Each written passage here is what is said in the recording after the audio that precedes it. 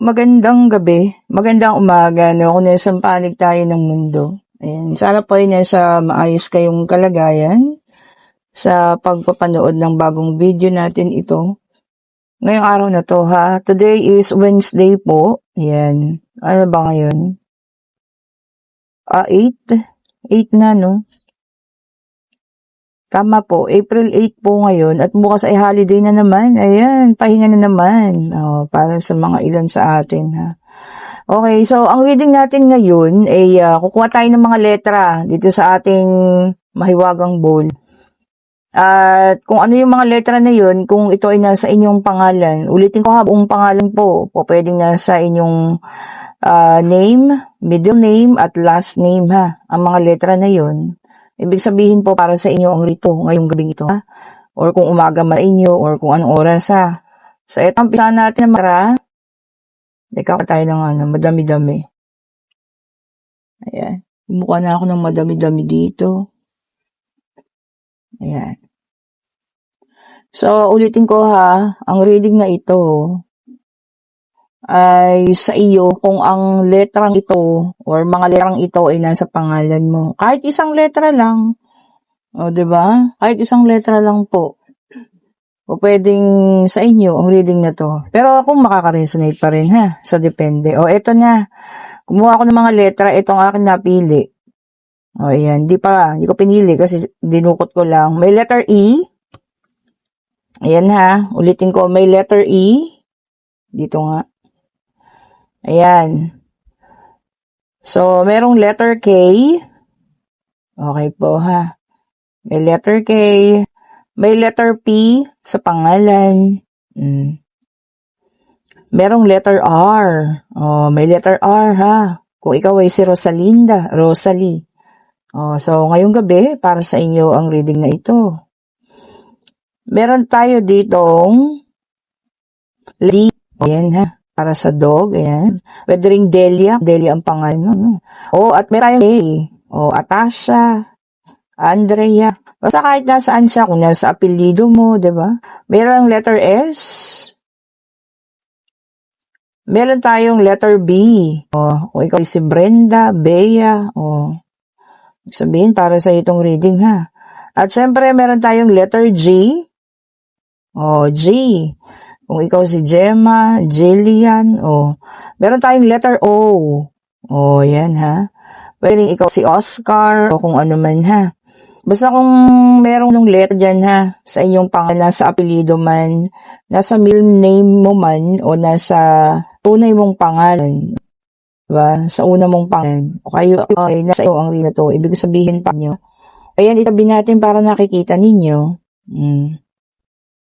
Yan ha. Basta kung ang mga letrang ito ay nandiyan dyan sa inyong pangalan, ulitin ko, para sa inyo po ang reading na ito. Yan na, mag-start na tayo. Tignan nyo ha, kung para sa inyo. Eto na. Kinuha ko na itong ating white tarot card ha. Ang reading na ito po ay timeless. Pwedeng nangyayari ngayon, pwedeng kasalukuyan, or pwede ring hinaharap, or pwedeng natapos na. So, timeless reading tayo ha. Or kung anong araw nyo man ito mapanood, pwedeng doon ito mag-reflect sa inyo. So, okay po. Ito na tayo. Tignan natin. Ayusin natin para maganda. Ayan ha, nakikita nyo naman sa screen ang mga letters. Ito na, start na tayo ha. Ang unang card, we have of cups. Check pa natin. We have here, 10 of swords. Okay. Urong natin yung letter B at tatamaan ng ating card. Ayan. Oops. We have here the devil. Okay.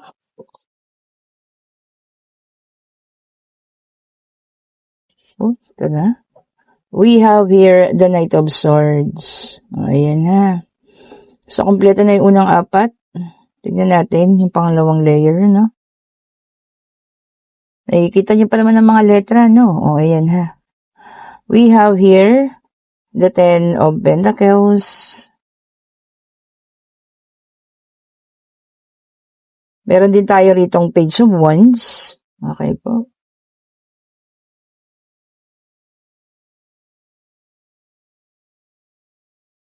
And we also have here the Queen of Wands.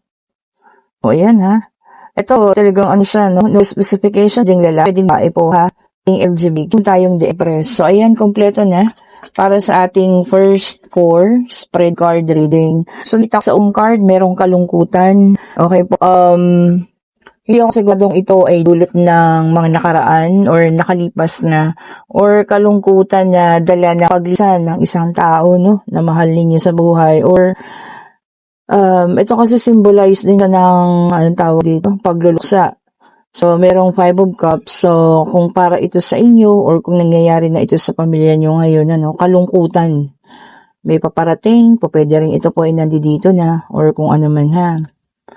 And meron din tayo ritong 10 of Swords. Ayan, 10 of Swords signifies mga sakit, ano? Pwedeng emosyon, ayan, na nararamdaman sa ngayon. Nakaramdam ng betrayal, nakakaramdam ng pagkatalo, nakakaramdam ng, alam niyo yun, parang pinagkaisahan kayo, no? So, kung kayo man ang nakaramdam nito sa ngayon, ayan ha, may pagbangon, may araw na dapat iwan na yan. Para sa akin, siguro hindi na kailangan gumanti kung sino man sila, no? Nakakadulot sa'yo ng sakit or maaaring makadulot sa'yo ng matinding emosyon. Hayaan nyo na po. Okay po. And meron tayo ditong the devil. Ayan ha. May isang tao rito na sobra-sobra yung attraction po sa inyo. Ayan. Kung sino man yung taong ito na hindi pa ito hindi pa ito na lumalapit.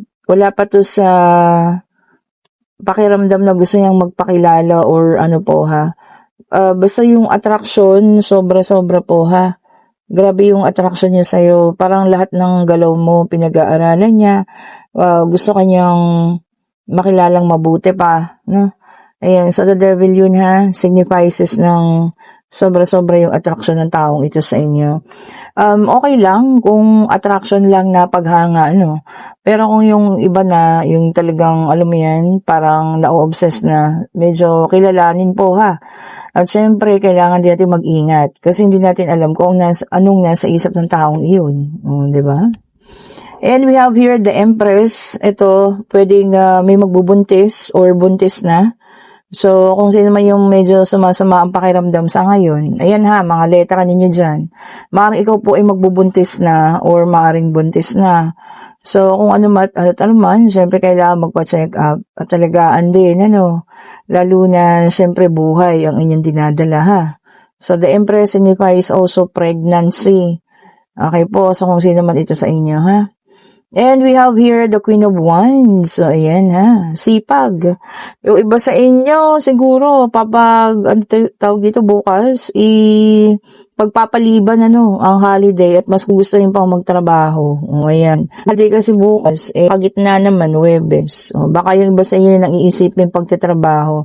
Tignan nyo, no? Alam mo yung kasi Queen of Wands signifies kasipagan. So, pag lumabas ito, ibig sabihin, mas okay pa sa inyo yung nasa work, magwo-work, kaysa yung, alam niyo na, mamasyal, or kung ano man ha.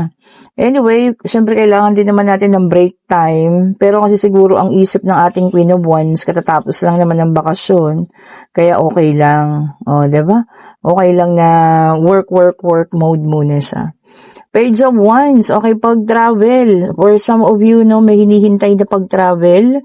Yung mga aalis dyan, ha, o, kayo yan. May mga ganyang letra sa pangalan ninyo. Ito na, no, talagang, kasi patalikod na So, ibig sabihin po, talagang yung flight is, matutuloy. So, kung saan man ito, ibang bansa, pwedeng ibang lugar, o kung saan man ha. Pero may kinalaman kasi ito sa trabaho. Okay po, sa inyong trabaho, ang pag-travel ito. Ayan, tutul na po. And we have here the 10 of Pentacles. Siyempre, shower blessing. O, ayan. Doon sa mga iniintay, ayan. Pwedeng incentive, no? Pwedeng mana. Pwedeng tataasan ng sahod. Pwedeng kung aman. Kasi shower blessing, ibig sabihin marami. So, ito po ay maraming paparating para sa inyo, no? So, kung ito man ay talagang ine-expect nyo na, so ayan na, parating na. Yung iba naman, hindi inaasahan, pero may paparating na blessing. Siyempre, claim na natin yan. Hindi lang naman yung may inaasahan ka, pero maganda rin yung ano, no? Yung sorpresa, o, diba? Tapos, meron pa parating kang blessing. Ganda ng ganun po, ha? Hindi mo inaasahan. Kinuha ko yung ating tawang records. Ulit ko ang reading na po na ito. Dito kayo tumingin kung dito ay yung isa man lang sa letra, no? Sa inyong buong pangalan. Ibig sabihin, ang reading na ito po ay para sa inyo, ha? 10 pala yan, 10 pala yan, na nadukot ko, no? 10 letra. Ayan, binilang ko kasi. Ayan po, ha? Kahit isang letra lang dyan, basta nahandoon sa inyong buong pangalan. Nasa inyong mga apelido, naman yan, pangalan nyo man. Ibig sabihin, inyo ang reading na, ha? Tingnan natin, yung shower of blessing, kaperahan, diba? Tingnan pa natin. Ba't ganun? And we have here the Ten of Swords na ulit, So, yun, meron din makakaranas ng backstabbing and betrayal. Ito yung mga nagpapanggap mong mga kaibigan, pero hindi naman. So, ngayon pa lang kilalanin na ninyo, ha? Pero alam kong random mo na. Yung mga tao mapagpanggap, nasasabi nga kaibigan, pero hindi naman pala. So, ngayon pa lang po alamin na, iwasan hanggat kaya, Huwag na makisalamuha. And we also have the Knight of Wands. Ayan. Sabi niya rito, rebellious. Makakaramdam kayo ng parang may nagre-rebelde, Kung kayo isang magulang, baka merong anak kayong ganyan. Mararamdaman ninyo. Or kung mismong baka ikaw naman, magre-rebelde ka sa magulang mo, Baka meron kang hindi gusto. Or pwedeng sa kumpanya ninyo, sa trabaho, or kung saan man. Basta may makakaramdam daw po ng rebellious. Ayan, ha. Pwedeng ikaw, pwedeng may tao sa paligid mo, And we have here the Page of Cups. Ayan. Dito naman sa inyo, meron nagkakakrush. Ayan, ha. Alam nyo, kahit naman may edad na, basta may nagkakrush, alam nyo na yun. Diba? Ibig sabihin, may nagkakagusto sa inyo ngayon.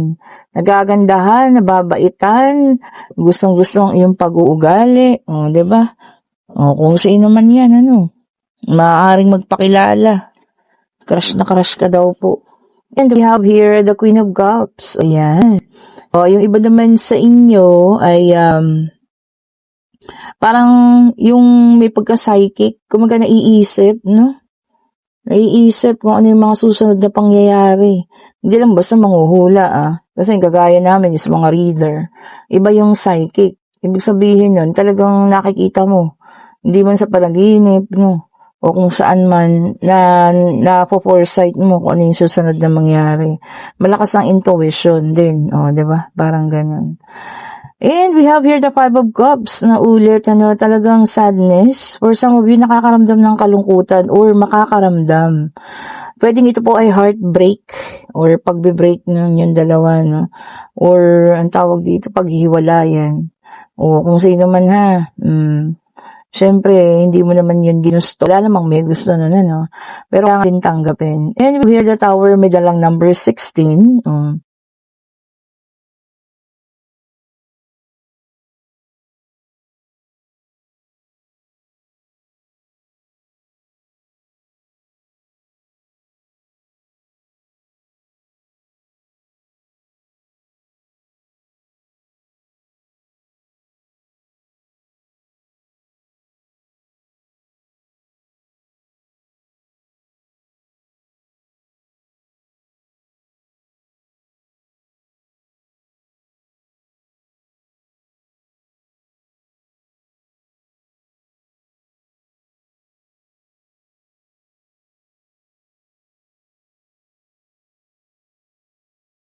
Alis parehas din, Kasi tingnan mo, nag-clash na kayo. Tapos, nagkaroon ng problema.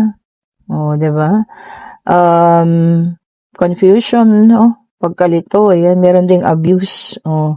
Yun siguro, yung mga dahilan kung bakit magkakaroon ng paghihiwalay. Wow. Kung ano mang kalungkutan, ha, at paghihiwalayan ito, nako.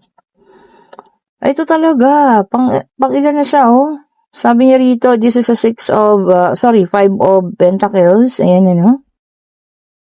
Yung isa talaga meron ng gustong kumawala, ano. Pwedeng ikaw, pwedeng siya sa inyong pagsasama. Merong isang gustong pero yung isa humahabol pa, no? Gusto pang ayusin. Kaya yun lang, yung isa wala na, ayaw na talaga. Siguro sa akin, kapag ganun, hayaan na lang, 'di ba? Kasi pahalagahan mo rin yung sarili mo, no? Mag-iwan ka ng pagpapahalaga po para sa sarili mo. Hindi mo sila kailangang, alam mo yun, ibuhos lahat sa kanila yung lakas mo. Mag-iwan ka po ng para sa sarili, ha? And we have here the Ace of Swords. Ayan. O, yung para sa iba naman, may panibagong breakthrough. O, pwedeng promotion, ha? O, pwede rin panibagong negosyo kung meron ka naiisip. O, kung ano man yan. Tungkol sa financial, breakthrough daw po. Yan ang maganda. Ibig sabihin, paglago, lumalago ang kabuhayan. Kung promotion naman, ibig sabihin, maganda ang pinapakita mo sa trabaho. Kaya ikaw, alam mo yun, mapopromote. O, diba? O, ulitin ko ho, kung nandito ang letra ng inyong pangalan, kahit saan dyan, sa pangalan man, panggitna o last name, no? So, name, middle name, and last name, para sa inyo po ang reading na to. Ulitin natin ha, E, A, K, D, P, G, S, B, O, R. O, ayan ha. O, ito para sa iba naman, pwedeng sa'yo pa rin, pwedeng sa inyo ha. Take only what resonates po. And meron tayo rito ang Ace of Cups, Water Sign, Cancer, Scorpio, and Pisces. Ayan, naka-reverse naman siya, no? Sabi niya rito na mga tinatagong emosyon. Oh, ano ba itong mga tinatago niya yung emosyon at lalabas na raw? Ako naman. So, ayun ha, kung ano man ito, siguro hindi na kaya. Alam niyo yun, kailangan ilabas din. Masama yung kinikimkim. Mamaya magkasakit pa kayo sa puso. Pero, syempre, kailangan i-contain pa rin yung sarili, ha? Mahirap din yung magwala-wala kayo, di ba? Mamaya kayo naman yung maapektuhan or yung kalusugan. And we have here the Five of Swords, Air Sign, Gemini, Libra, and Aquarius. Conflict. May paparating na conflict, ha? O, yan. Kung ano't ano man, siyempre, ingatan ang sarili. Siyempre, no, sa mga conflict na to, pwedeng sa trabaho, pwedeng sa bahay, pwedeng mga kamag-anak, iwas nyo na lang kaya yung sarili ninyo, no? Mas maganda po yun. And we have here the King of Pentacles na naka-reverse, Earth sign, Taurus, Virgo, and Capricorn. Naku po, sabi niya rito, no overindulgence. Naku, sobra-sobra. Baka nasasobran sa pagkain, no? Sobra sa pag-inom. Lahat naman ng sobra, alam nyo, bawal yan. O, 'di ba? Or hindi maganda sa katawan ng tao. Iyan niyo po ha. I-control lang, i-balance. And we have here the air sign ulit, the star, na naka-reverse naman. O, yung iba sa inyo, nawawala na ng pag-asa. Wag. O, 'di ba? Tapos, nadi-discourage pa raw kayo sa mga pangyayari. Wag po, alam niyo yun, habang buhay, may pag-asa tayo habang tayo'y nabubuhay po. Sige, tignan pa natin. And we have here the Empress, sign ulit ito. Ayan. Ito naman, development and accomplishment. May makaka-accomplish yung iba sa inyo ha. O pwedeng paglago, ayan. O pwedeng pag-ibig din yan. Kung anong accomplishment ito, no. So, ibig sabihin, umaayos, gumaganda ang buhay, di ba? Kung ano mga accomplishment ang inyong ma-achieve ha. O, kompleto na po lahat ng zodiac sign na nandito ng fire sign, which is the sun. Sabi niya rito, no, success. Yung kanina, sabi niya development or pagbabago, may pagbabago na maganda. Ito naman success. Di ba ang ganda? Magkasunod. I-claim na natin yan. Sana maging successful tayong lahat ha. Kung ano man po ang ating hinihilin sa buhay. Yun nga, sabi niya maging positibo lang daw. And we have here the Five of Cups, Water sign, Cancer, Scorpio, and Pisces. Sabi niya, alam niyo 3 beses lumabas ang kalungkutan na ito, no? Pero dito sa pangatlong, ibig niyang sabihin naman ay acceptance or pagtanggap. Oo. Kung ano man yan ha, na mararanasan. Kasi mula sa una, sa White Tarot card, sa pangalawa hanggang pangatlo, no, lumabas ang kalungkutan. Kung ano man po ito, ayan. Sana alam niyo yun, hindi natin yun, nakatambay lang tayo, no? Kung ano mang kalungkutan yan, huwag yung tambayan. Iwanan, o, 'di ba? Alisan. Kasi napaka-negatibong pakiramdam nun ang kalungkutan po. Okay? And we have here the Five of Pentacles, Earth sign. Ito na ulit din siya. Ayan. Dito naman yung iba sa inyo, no, talagang magkakaroon ng tightness sa budget. Oh. Sino man yan ha? Magkakaroon daw po ng tightness. Oh, yan. Siguro na sobrahan sa paggasta. Oh. Kaya dapat talaga everything in moderation. Tapos i-balance lang ang lahat. Oh, 'di ba? O ayan, pwede na kayong magtanong pag-ibig pangyayari, financial, o kung ano man ang nais ninyong malaman. Kayo po yung magtanong na. Answerable ba yes or no? Divine Universe, ibigay mo pong kasagutan sa kanilang mga katanungan. Ayun na. And ang sagot po ay maaari, and this is Two of Wands. Ayan. Yung iba sa inyo makakailangan na magdesisyon, Ayan. Kailangan na ng pagpaplano. Ayan. At pagpili. No? O pwedeng pipili ka, siguro trabaho yan, pipili ka yung mas maganda yung offer. O pwede ring pag-ayos ng buhay mo. O pwede ring kung ano man po ha. Minsan kailangan natin talagang pumili, para mas mapabuti, para mas maging mas maayos po. Ayan, at kung nagugustuhan ng ating reading, pa-like, pa-share, pa-subscribe, and hit the notification bell para lagi kayong updated sa mga bagong videos na nire-release natin. Sa lahat po ng may gusto ng ating mga bracelet, ito yung para sa mga financial, sa lahat ng nagtatanong. We have here the citrine mantra. Meron tayo ritong combination ng original citrine at yellow agate, yellow-orange agate. At ito yung yellow-orange agate. Okay po. Yung original citrine, hindi ko alam kung saan ko na naman nailapag. Ayan. Meron din tayo ditong amethyst. Ayan. Kung gusto niyo sa health, umayos ang inyong health. Para sa love life, ayan, meron tayong rose quartz. Syempre. Meron din tayong carnelian. Okay po. Sa mga may gustong pabalikin dyan, ayan ha. Bulong nyo sa carnelian. At kung meron ng mga relasyong hindi maayos, ito naman green aventurine. Ayan po ha. Ayan, para sa mga nakakaramdam ng pagkapagod or stress, white howlite. Ayan. Ganda rin siya sa kalusugan. And meron tayo dito, the crystal of all wishes is blue. Ano nga ito? Lapis lazuli. Bakit blue? Lapis lazuli. At syempre, meron din tayong Burmese jade or rainbow jade po. Ito maganda rin yan, And meron tayo rito black rose tourmaline. Ito same thing, black rose tourmaline with evil eye. Ayan, may evil eye niya siya ha. At meron din tayong asan na yun? Yung ating nakalimutan ko na yung isa. Ang kulay itim din. Ayan, nandyan lang po yan. Ay, ito yung isa natin. Tiger eye. O, ayan, for wisdom and clarity.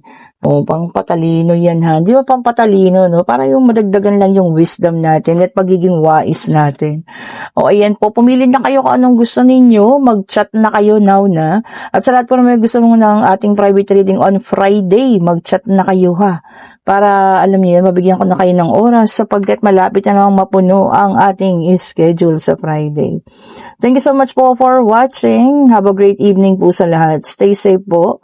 At sana po yung nagustuhan yung reading natin ngayon ha. Ulitin ko, kung isa man sa mga letra na ito ay nasa inyong buong pangalan, pwedeng nasa name, middle name at last name, ibig sabihin po para sa inyo ang reading na ito.